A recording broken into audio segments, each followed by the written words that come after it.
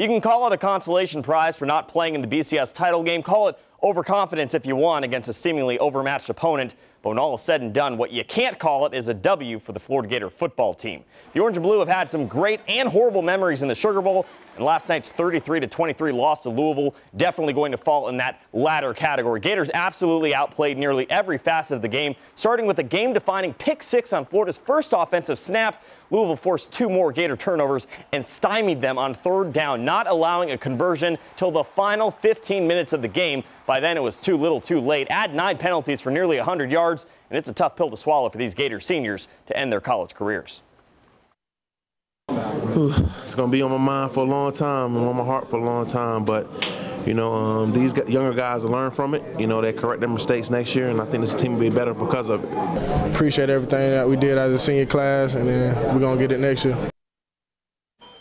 Meanwhile, 2 Gators will officially forego their senior season in the orange and blue for the big and bright pastures of NFL glory. Defensive lineman Sharif Floyd and safety Matt Elam announced after the Sugar Bowl they will go pro, leaving a void in a defense that got picked apart by Teddy Bridgewater and company. The 2 did their part. Elam, Florida's leading tackler in the game with 11, and Floyd 2 sacks and a block kick attempt. The decision was hard, but it was time for them to do what they needed to do. I mean, it's a dream, it's a goal. Got to take care of the family, and I have played 3 great years, and it's time to move on. I really know too much about that yet. Haven't been worrying about it.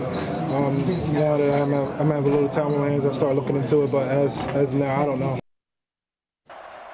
Seminoles also losing some key junior players. The Germinator, Bjorn Werner, departing Doak a season early, putting his name in for the NFL draft. Werner had 40 tackles in the season, including a dominating 13 sacks, is projected a top 10 pick. Other Noles saying bye-bye to Dalleytown is talented cornerback Xavier Rhodes and injured speedster running back Chris Thompson. Well, Oregon head coach Chip Kelly, always a hot commodity around this time of year. NFL teams desperate for a quality head coach, but tonight, Kelly's only focus was to avenge their lone loss of the season that kept him out of the national title game and taking it out on Kansas State in the Fiesta Bowl. Ducks in their 4th straight BCS bowl game and on their way to their 2nd straight victory, leading the 5th-ranked Wildcats 32-17. Actually, Kansas State scored, but is still in progress in this one. Marcus Mariota responsible for 3 Oregon touchdowns, 2 passing and 1 rushing. To women's basketball, the Florida Gators opened up their SEC season on the road at 6th-ranked Kentucky. They kept it close late through the second half, but eventually did fall to the Wildcats 76-69. Gators led by former PK Young standout Jatera Bonds, 21 points, including a perfect 11 of 11 from the foul line. Florida looks to rebound Sunday at home, welcoming LSU to the O-Dome. Well, how about some high school basketball? Boys action. District showdown between Gainesville High and visiting Vanguard. Few minutes left in the game. Canes down by 1. Isaiah Jackson, 3 guys guarding him, so he just shoots it right over them. He had 21 points. That gave GHS a 1-point lead. But wait a minute, on the other end, Marcus Hart puts it off the backboard for Vanguard and puts the night right back on top. But Purple Canes coming right back. They're down 1, need a score. Michael McCray going spin cycle. What a move. Drawing the foul, they take the lead, and they would keep it. Gainesville improves to 7-0 in close contest decided in the final 2 minutes. They beat the Knights 70-65. They're now 10-5 on the season. Let's head to another district spar in Spar. North Marion hosting Eastside. Early first half,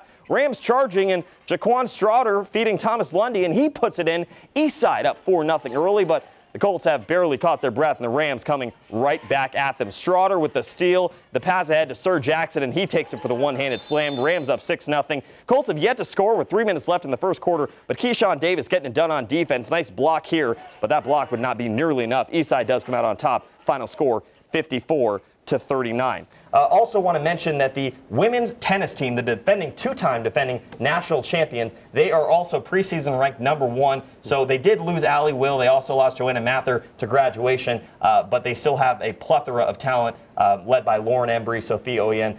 So they are #1 preseason. They're looking to go for a three-peat.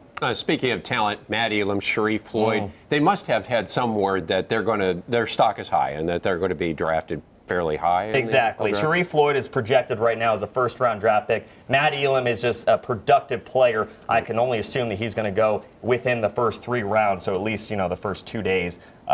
They had to go. I mean, they did everything that they said they were going to do at the college level, and now it looks like they may have pretty bright pro careers. Okay, some big holes to fill for the Gators next year. Yeah, and it's going to be exciting because there are guys who are going to step up who just didn't have an opportunity because of some studs in front of them. Yeah, okay. Thanks, Angela. It is also the start of the high school football season. Angelo Caruso is live at Citizens Field for the first of 3 Gainesville rivalry games. AC, we're not wasting any time here with the good ones.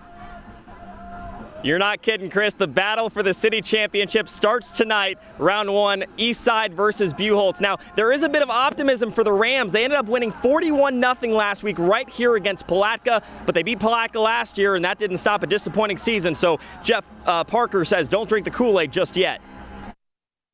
We're not drinking any Kool-Aid. We won 3 games last year. There's no Kool-Aid to drink. The Rams are thirsty for more wins this year, finally buying into Coach Jeff Parker's philosophy of discipline and togetherness. Senior quarterback Sir Jackson is ready to lead the way and put the losses in the past for good. A lot of us, we've been here since our 9th and 10th grade year, and we've been losing for a long time, and you get tired of losing. So eventually you want to do something different so you can start winning. Buchholz knows that feeling all too well, losing all but 1 game from last season, and with an off-season filled with distractions from the firing of then head coach Matt Kerstetter and losing GHS running back Tony James to transfer, it's been a tough road, but they're ready to turn the page tonight. We faced a lot of adversity this year, most definitely. It's been one thing after another, if not things that, individually at home, things at school, things throughout practice. You just got to fight through it. You're trying to make sure that kids understand that everybody goes through some downtimes. That's such a challenge and such a great challenge for the young men to jump in and say, hey, we're ready to take this on. We want to prove, obviously, that we are back.